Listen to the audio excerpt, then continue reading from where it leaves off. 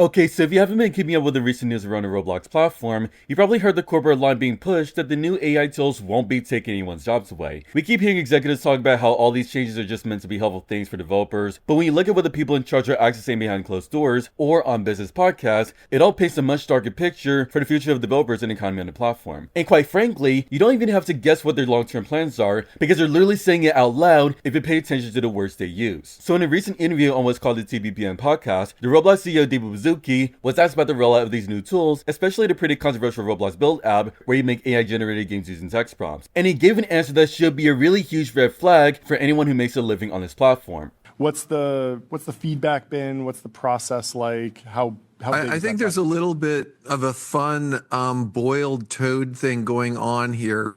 Now, when he says that, he's referencing a very specific old saying, which goes that if you drop a toad into a pot of boiling water, it will panic and jump right out to save its own life. But if you put that same toad into a pot of room temperature water and very slowly turn up the heat, the toad would not even notice the temperature changing around it, and it will just sit there until it gets boiled alive. So by using that exact saying, David is openly admitting that the company's treating is player-based like that toad in the pot. They know that if they woke up one day and announced they're replacing all human developers with AI bots, everybody would start a massive outrage and leave the platform immediately. So instead of doing that, they're slowly turning up the heat by introducing this AI generation stuff little by little over a long period of time. They're doing this on purpose so that creators slowly get used to having their skills automated away until the heat is all the way up and the human element is phased out entirely. Now, I did mention this exact strategy just a few days ago when I was talking about the 2D clothing updates, and how the platform intentionally spaces out the worst updates months apart from each other so there will not be much pushback, since eventually everyone's already too tired from the previous updates to put up a real fight. So it turns out that I literally predicted they were doing this, but to hear the CEO actually go on a podcast and catch and confirm that, it's honestly pretty insane to hear out loud. Now, this is a very real threat to the whole economy of the platform, because they're already targeting specific entry-level jobs right now. So over on the official Roblox Tech Talks podcast, specifically episode 33, a proud manager talked about the testing side of game development, where they pretty much see human testers as a problem that needs to be solved.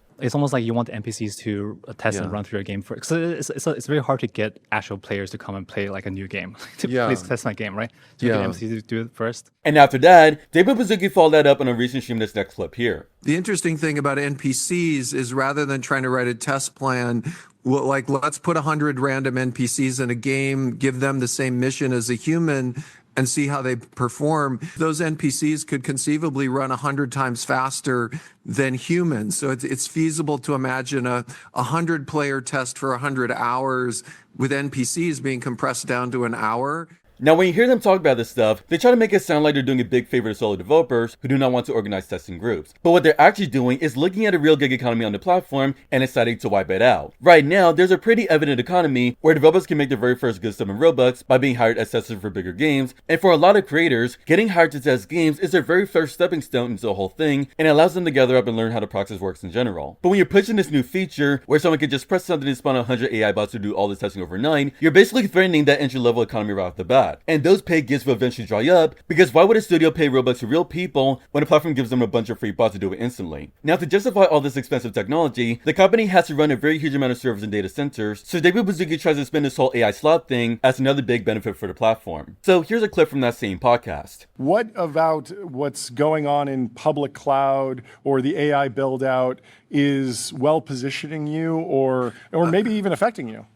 Yeah, I think we've said publicly before the cost benefits of our infrastructure may be roughly 3x, but there's an enormous advantage to that and an enormous advantage of taking all that money, pushing it to creators rather than cloud providers. So he's trying to make it sound like the company's saving money on servers just so they can generously hand it back to developers to make the platform successful. But anyone who's ever tried to make a living on this platform knows that this claim is obviously very far from the truth. If they're really saving all this money on server infrastructure and supposedly pushing it to creators, then why did they just slash the revenue split for 2D clothing designers all the way down to just 30%? Seems pretty weird how the platform decided to take 70% of the cut right off the top of every single clothing sale, while forcing people to pay a 900% price increase just to even put a single shirt on the catalog. And on top of that, they just announced they're going to start taking a massive cut of creator brand integrations in 2027, which is basically the one single stream of income where creators actually got to negotiate directly and keep 100% of the money. So the executives love to boast on business podcasts about how much wealth they're creating for users, but everything that actual creators seem to be dealing with pretty much always says otherwise at this point. They can keep trying to reassure everyone that these new AI updates will never replace real human creators, but all they really want is a platform where everything is filled to the brim with AI slop, so the gradual changes we're seeing today are just the early stages of that plan starting to take place. Now it is very important that you watch my previous video if you haven't already, to see how they're putting this whole plan into place, so make sure to click on it right now.